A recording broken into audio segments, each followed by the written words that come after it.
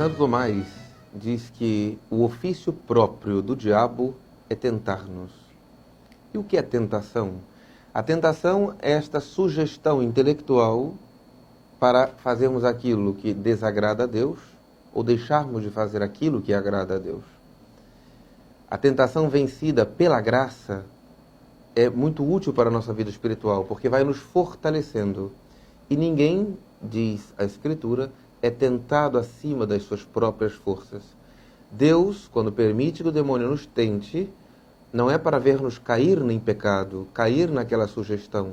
Ele quer que nós a vençamos. E já nos deu antes as graças necessárias para vencer aquela tentação.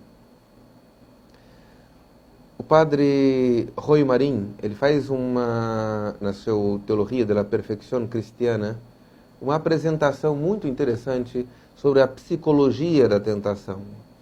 Vendo a primeira grande tentação do demônio, aquela que ele fez aos nossos primeiros pais no paraíso, com ela nós podemos entender como o demônio nos tenta e entender as etapas desta sua ação. Vamos relembrar como foi esta tentação do demônio, lendo este trecho do capítulo 3 do livro do Gênesis. A serpente era o mais astuto de todos os animais da terra que o Senhor Deus tinha feito. E ela disse à mulher: Por que vos mandou Deus que não comesseis de toda a árvore do paraíso? Respondeu-lhe a mulher: Nós comemos do fruto das árvores que estão no paraíso, mas do fruto da árvore que está no meio do paraíso, Deus nos mandou que não comêssemos e nem a tocássemos, não suceda que morramos. Porém, a serpente disse à mulher: Vós de nenhum modo morrereis, mas Deus sabe que em qualquer dia que comerdes dele, se abrirão os vossos olhos e sereis como deuses, conhecendo o bem e o mal. Viu, pois, a mulher que o fruto da árvore era bom para comer, e formoso aos olhos, e de aspecto agradável, e tirou do fruto dela e comeu. E deu a seu marido, que também comeu.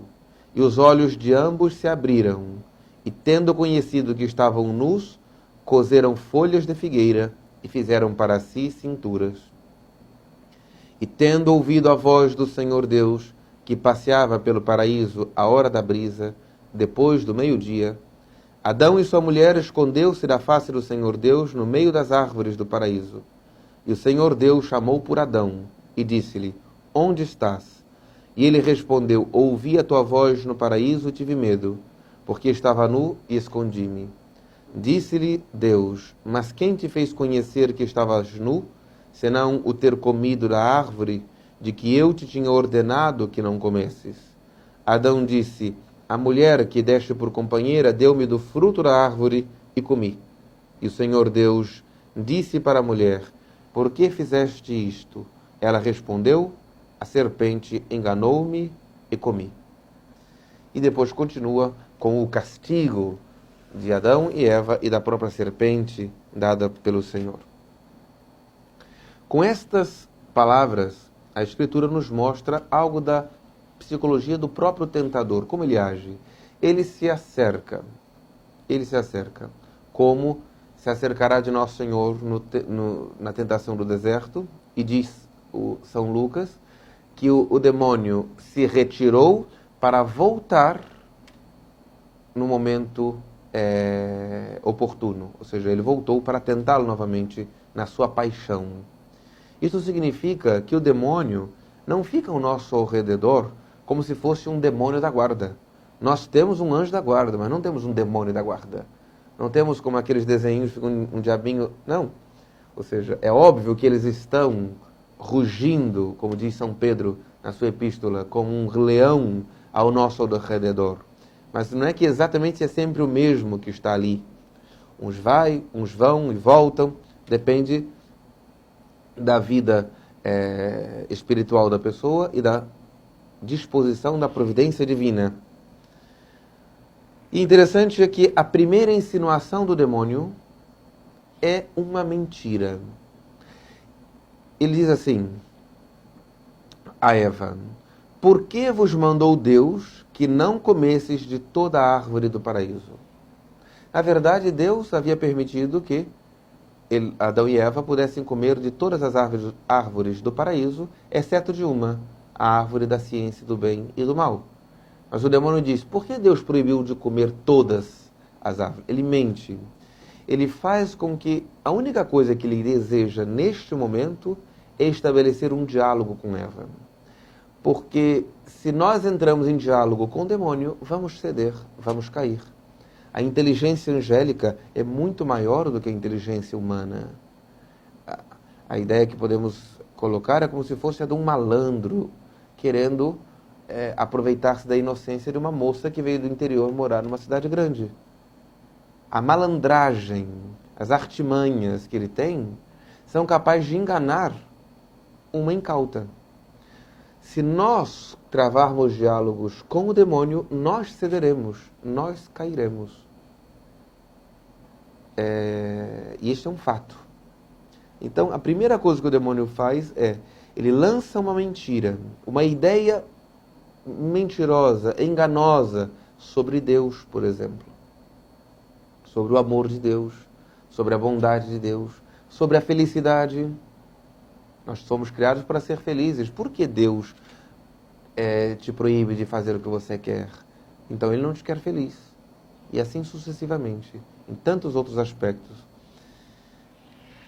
Ele se apresenta com esta pergunta e logo em seguida Eva responde. Respondeu-lhe a mulher, nós comemos do fruto das árvores que estão no paraíso, mas do fruto da árvore que está no meio do paraíso, dela não comemos. Ou seja, começou o diálogo.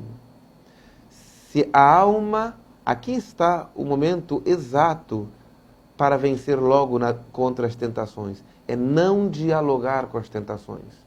Uma tentação contra a fé, uma tentação contra a fidelidade, uma tentação contra a santa pureza, uma tentação contra a confiança em Deus.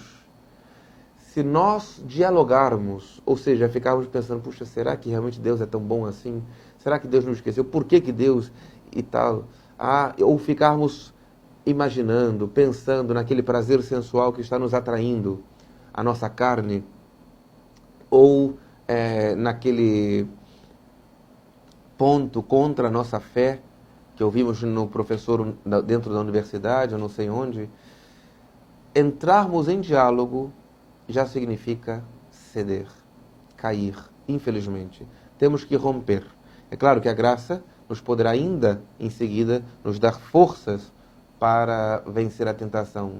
Mas, normalmente, neste momento, é que se vence ou se perde.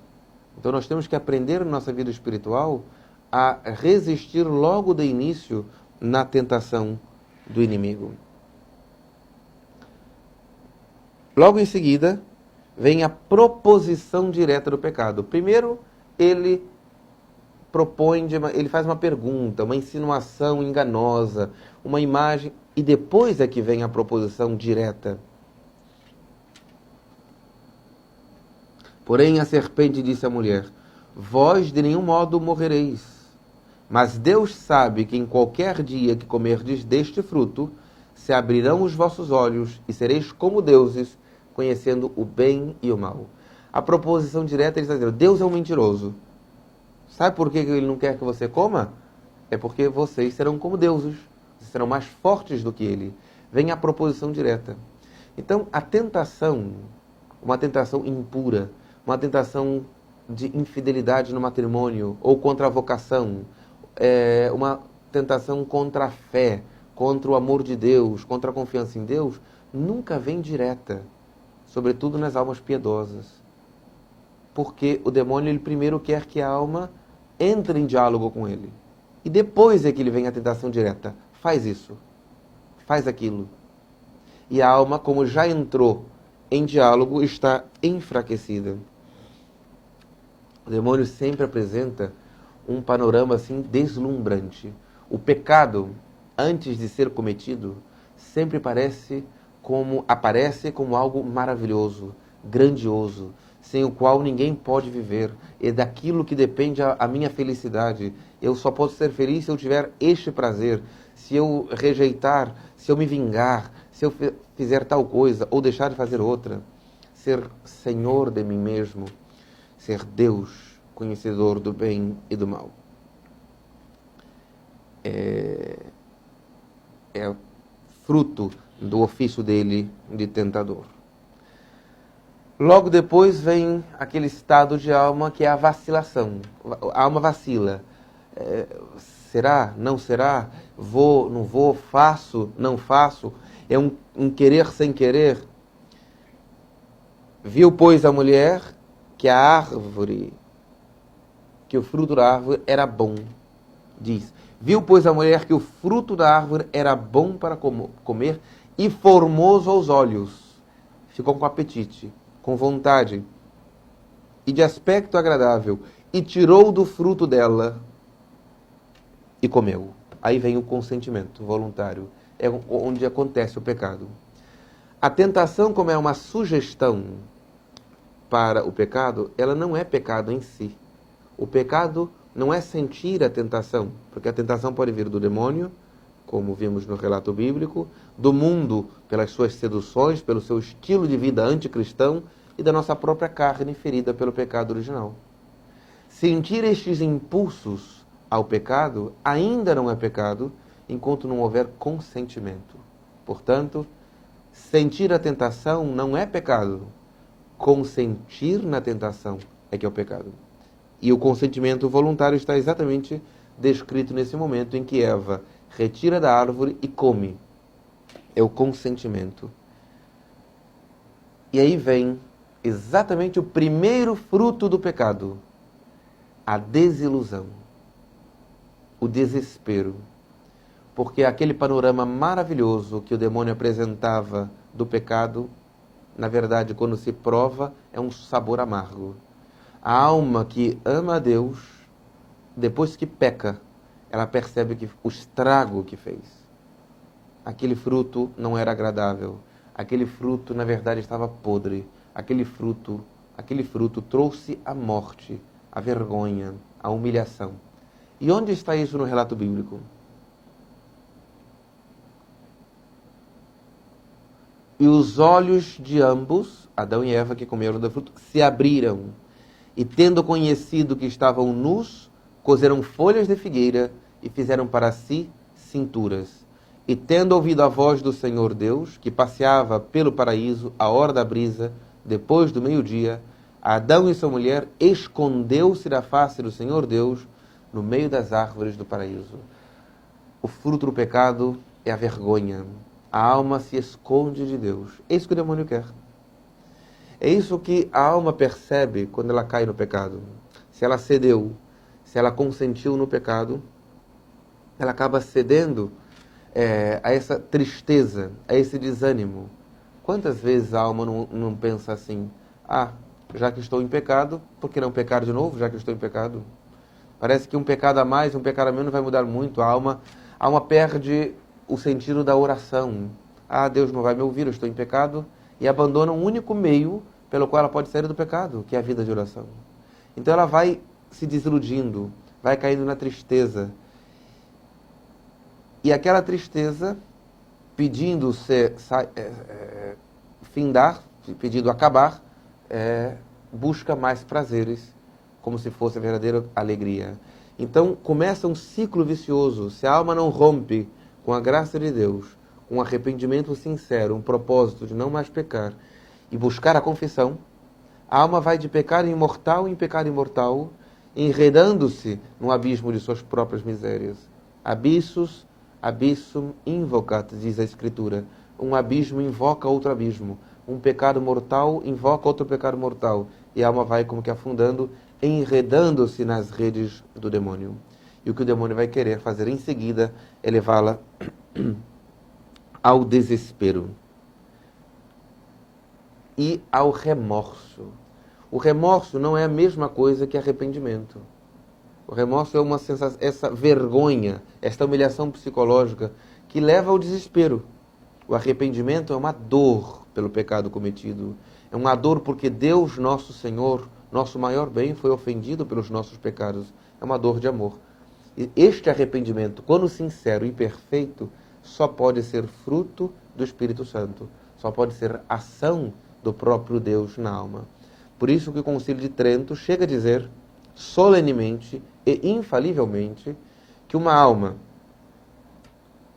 que tenha caído no pecado mortal, faça um ato perfeito de contrição, já recupera a graça, ainda que não possa comungar, enquanto não confessar-se com o sacerdote. Mas o Concílio de Trento define isso solenemente. A contrição perfeita, que para nós que conhecemos o sacramento da confissão, leva consigo o desejo de confessar-se o mais rápido possível, este ato já traz a graça. Porque ninguém pode fazer um ato perfeito de arrependimento, de dor dos seus pecados, com o propósito de não pecar mais, se não for pelo Espírito Santo. É claro, não é fácil a alma saber, porque nós nos enganamos muito facilmente. Nós somos maus juízes em causa própria. Sempre já nos consideramos já muito santinhos, salvos e agraciados. A prova de que a alma realmente recuperou a graça, ela não vai voltar a cair no pecado, mesmo antes de confessar-se. Se ela volta a cair no pecado, é porque o seu arrependimento não foi sincero, ou melhor, não foi perfeito. Não é ainda fruto do Espírito Santo, mas da vontade que quer buscar a graça. Ela recebeu esta graça atual, chamando ao arrependimento, chamando à confissão. O padre Rui Marinho continua apresentando, diante dessa psicologia da tentação, qual a conduta prática, ascética, diante das tentações. Primeira coisa, antes da tentação, diz Nosso Senhor, vigiai e orai para não cairdes em tentação. Então, duas atitudes espirituais devem estar presentes em nós: vigilância e oração. Vigilância, pelo próprio autoconhecimento. Cada um tem que, sozinho, ou melhor ainda, com a ajuda de um bom diretor espiritual, conhecer suas próprias misérias, conhecer suas próprias fraquezas e vigiar. Vigiar. Diz a sabedoria popular que a ocasião faz o ladrão. A vigilância significa não colocar-me voluntariamente em ocasiões que me facilitam o pecado. Eu tenho que conhecer a minha história. Eu tenho que conhecer a infelicidade dos meus pecados e, portanto, saber o que facilitou os meus pecados passados. Vigiai e orai. Então, a prudência nos faz aprender muitas coisas. E oração. Não receberemos as graças atuais necessárias para resistirmos às tentações do inimigo sem oração. Daí a célebre frase de Santo Afonso: quem reza se salva, quem não reza se condena. Para resistirmos às tentações, necessitamos de vida de oração para recebermos essas graças que vão nos blindar, vamos dizê-lo assim, das ações do inimigo. Durante a tentação, uma resistência direta, que é, em palavras de Santo Inácio de Loyola, o adire contra. A tentação, por exemplo, é uma tentação contra a fé, é fazer um ato de fé. A tentação é contra a caridade, é fazer um ato de caridade. A tentação é uma tentação de ira, fazer um ato de amabilidade, etc. A tentação de preguiça, fazer um ato de laboriosidade. Então, essa é uma resistência direta. Mas, em temas de santa pureza, de castidade, a melhor coisa é resistência indireta, ou seja, fugir, e fugir mesmo. Nas tentações contra a castidade, o valente é aquele que foge. É aquele que não se coloca numa situação que vai facilitar a sua queda. Porque ele se conhece. Ele sabe que existe um demônio que está ao meu redor como um leão rugente. Os vários demônios. Ele sabe que o mundo é sedutor, o estilo do mundo está constantemente colocando diante de nossos olhos que o nosso estilo de vida é uma furada, é um erro, é uma imbecilidade diante do mundo autônomo diante de Deus. E a nossa carne é fraca. Só o soberbo não sabe disto. Só o soberbo acha que pode sozinho, com suas próprias forças, vencer todas e sempre, todas as tentações e sempre. Não é possível. Até pode conseguir, com suas próprias forças, uma tentação aqui, outra ali, outra acolá. Mas perseverar sempre na luta contra as tentações, sem vigilância, sem oração, sem a graça de Deus, é impossível. Então a resistência indireta também. E depois da tentação? Se nós vencemos a tentação e não caímos, agradecer a Deus. Nunca acreditar que foi por nossas próprias forças. Eu não cair, agradecer. Fazer uma ação de graças. Lembra de uma ação de graças após a comunhão. E faz uma ação de graças desse tipo mesmo. Obrigado, Senhor, porque eu não caí. Eu podia ter caído, eu podia ter cedido, eu podia, mas não caí. Obrigado. Eu sei que foi por sua graça. Eu sei que foi por vosso auxílio, não por minhas forças. E se tivermos a desgraça de cair, fazer um ato de arrependimento sincero, um pedido de perdão a Deus, uma oração sincera e um desejo de confessar-se o mais pronto possível, se há na alma realmente já um arrependimento, não por um desafogo de consciência, mas por um verdadeiro arrependimento com desejo de conversão. Mas pode acontecer da alma ficar em dúvida, será que eu consenti?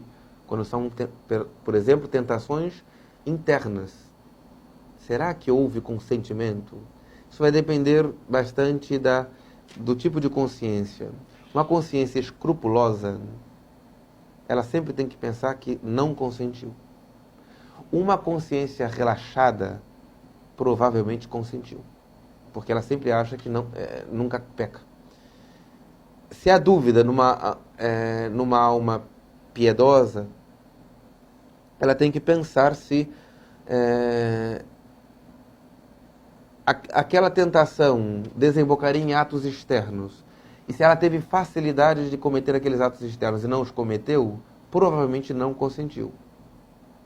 Se aquelas tentações queriam desembocar-se também em atos externos e por alguma dificuldade externa ela não cometeu, pode ser que ela tenha consentido internamente, mas não realizado um outro pecado externo. Nesses casos, a melhor coisa é uma alma bem formada, em verdadeira dúvida, não comungar enquanto não tirar essa dúvida com um bom confessor. E, se a dúvida persistir, confessar como se houvesse pecado. Mas dizendo ao confessor, dizendo, eu estou em dúvida nisso, colocar os dados ao confessor e sanar esta dúvida para retornar à graça se houvesse perdido. Na nossa vida espiritual, esse é um tema muito importante, porque seremos tentados constantemente nesta vida até o final da nossa vida, até o ponto que nosso Senhor criou um sacramento, o sacramento da extrema unção ou unção dos enfermos, e o viático, que é a comunhão, a última comunhão para aquele que está morrendo, exatamente para ter forças contra o tentador naquela hora. Lutemos contra o tentador, lutemos contra as tentações.